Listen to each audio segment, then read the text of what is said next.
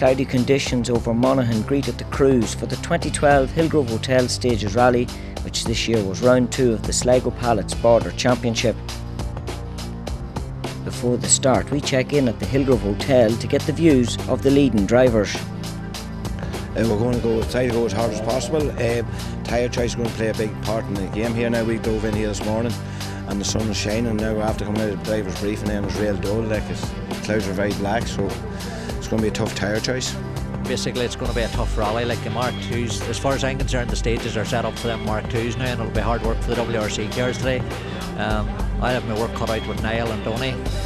Well, obviously first time in the car today. We had a run it yesterday for the first time, so it'll be a bit of a learning process the first 3 anyway. See how we go. Well, in air class there's a couple of really fast guys, Gary Phillips, and you have Declan Boyle, and you have Morris Moffat, local man, Millis Bradley and Rodney Wilton's out as well. So there's 5 or 6 guys there in air class. It's going to be hot and heavy competition out there, you know. The plan is to go out and go as hard as we can, but keep safe too. We want to get to the finish of the rally, and hopefully we'll have a good battle with Daniel and Declan there. So you never know who else is coming up behind, but hopefully we'll get a good rally. Well, the stage is kind of hoping to be wet, and I see this morning it is a bit damp, so it should suit us this morning. It might slow the Mark II Eskerstown, but very attacking stages, and hopefully we'll get a good run today, and hopefully it'll be good by the end of the day. As the crowds gather and the clock ticks down to the start of the first stage, the drivers will prepare for what lies ahead, and they still find time to put the rivalry to one side and wish each other the best of luck before we get the thumbs up. 3, 2, 1, go!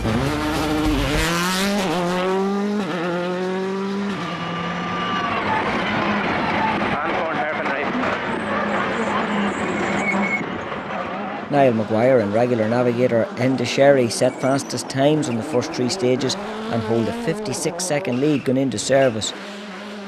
But it wasn't without its moments. 80, square 8 again, Chevron. 200.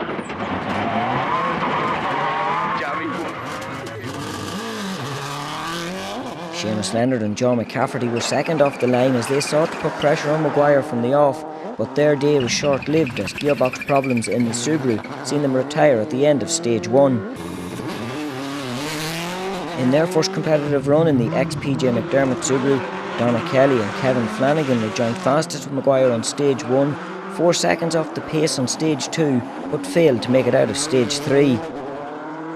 And in the battle for 2-wheel drive honours, it was Daniel McKenna and Andrew Grennan who drew first blood when they opened up a 32-second lead over Gary McPhillips as they headed in to the first service of the day. Gary openly admitted he was caught sleeping on the opening loop as he and navigator Mark Tierney approached the slippery conditions with an element of caution. Group N was being led by Sam Moffat and James O'Reilly in the ever-reliable Mitsubishi Evo, as their 3rd fastest time before service moved them up into the overall positions. The surprise of the opening loop was Kieran McCara in his home-prepared Class 13 Honda Civic, who was as high as 5th overall in Stage 2 before dropping to 7th in a drama-filled Stage 3. Late, 3 left at our house, 330 up middle. Good man, 330 up middle.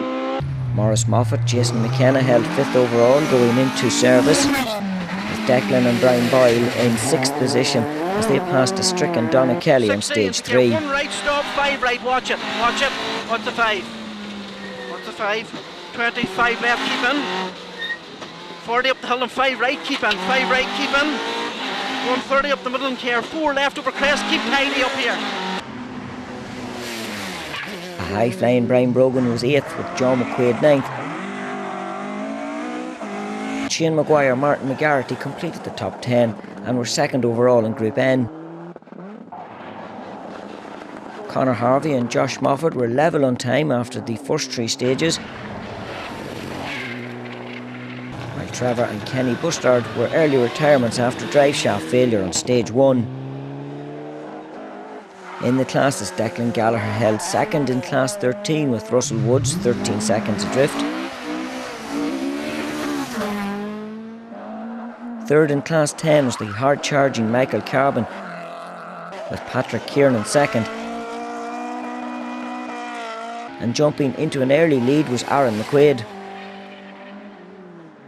Leading Class 11 was Ryan Loughran and James McCarville, with Seamus Doherty and Peter Bourne second. The brother and sister team of Darren and Nicola McKenna third. Class 9 was topped by another local crew in Justin Smith and Gregory McQuillan, with current border champions Arthur and Matt Cairns leading Class 12.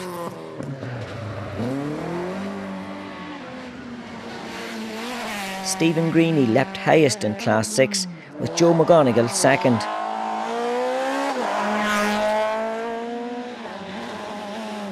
Early retirements were Paul Barrett and Aidan Caldwell on stage 3.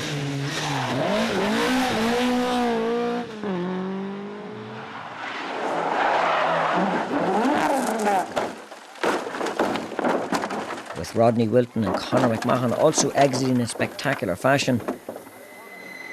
Brian Brogan ensured all were okay as he passed the scene.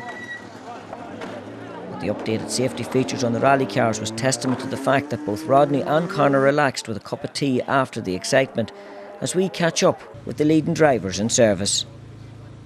Niall, holding the lead I think at the moment coming into service, what was that first loop like? First loop was very difficult there. It was very slippy the first stage, and the second stage, halfway through we felt the tyres going off, so we got out of the second stage and we changed onto a harder compound with 2 spares on the boot, and it took a few kilometres on the stage 3 to get in on it, but then they worked well on it. But some stages, Fast stuff. Unbelievable. I never witnessed anything like it in a long time, you know.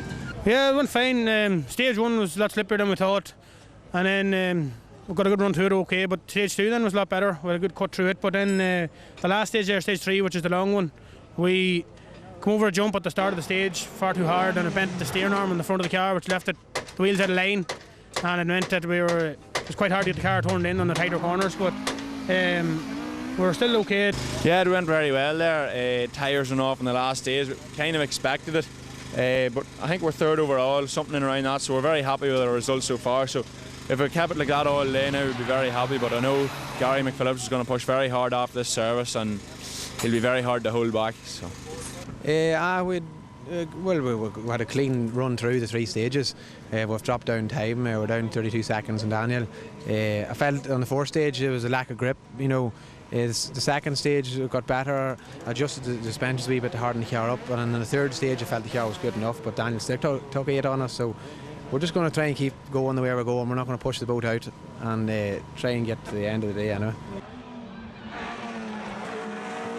Yeah, we're going good now. Happy enough for the pace and that, and we didn't think we'd get this far.